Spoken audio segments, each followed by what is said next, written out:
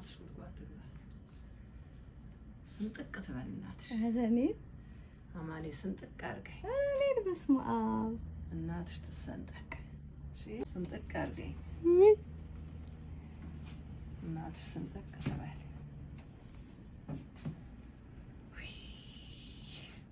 እሷን ትተሽ እኔ ጋር ትመጣለሽ?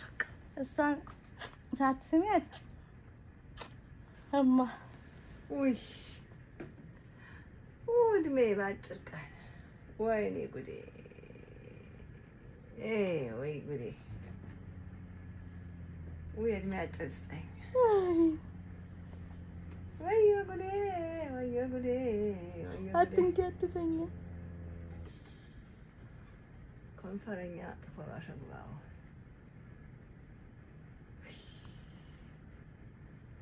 ባጭር ልቅር እናትሽ ሰንጥቃት። እሺ ኧረ እኔን በስመ አብ ወልድ ውይ እናትሽ ሰንጥቅ ትበል።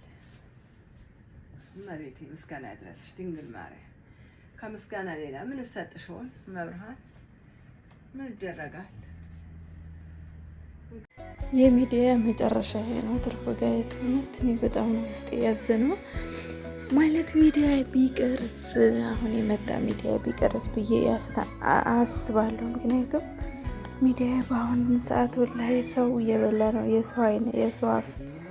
በተለይ ሚዲያ ላይ የወጣ ነገር ምንም ነገር አይበረክትም። ምንም ነገር የሌላ እኔ እንጃ። እኔ በጣም እንደ ውሸት ባረገው ብዬ የተመኘው ሁሉ እውነት እኔ እንጃ። በዚህ ልክ ትናንትና የታዩናት ዛሬ እንደሚባለው ከሆነ ልጅቱ በ20 ወለደች፣ እናትየዋን በ20 አረፈች። አስቡት እንግዲህ ደስታና ሀዘን በአንድ ላይ ሲደበላለቅ በጣም ነው የሚደብረው። ማለት በዚህ ልክ የሰው አፍ እንጨት ይሰብራል፣ የሰው አፍ ብረት ይሰብራል የሚባለው ለዚህ ነው።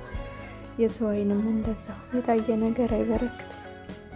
በአደባባይ የወጣ ነገር አይበረክትም። ይሄ ነው በቃ መጨረሻው፣ ይሄ ነው እጣ ፈንታ። እንግዲህ አስቡ። በጣም ያስደነገጠኝ ነገር የሀኒ እናት ሞተች እየተባለ ይናፈሳል። እውነት ነው እንዴ እናንተ? ወላሂ በጣም ነው የሚያስፈራው። ይሄ ሚዲያ እኮ አይጠቅምም። አንዳንዴ ሚዲያና ሰው ያየው ነገር አይበረክትም፣ ወላሂ አይበረክትም። በተለይ የሰው አይን የሰው አፍ ያየው ሰው አይበረክትም። ለዛ ነው ሚዲያ ላይ አትውጡ የሚባለው። ወይኔ እንደው ማሻላ እንደው የሚል የለም እንኳን እድሜያቸውን ረጅም አለ አድርገው እንኳን የሚል የለም። ለማንኛውም ወላሂ እውነት ከሆነ እንደው ከሞቱ አላህ የጀነት ፍርዶስን አላህ ይወፍቃቸው። በክርስቲያን ደግሞ ነፍስ ይማር ነው የሚባለው። ነፍሳቸው በአጸደ ገነት አላህ ያኖርላቸው።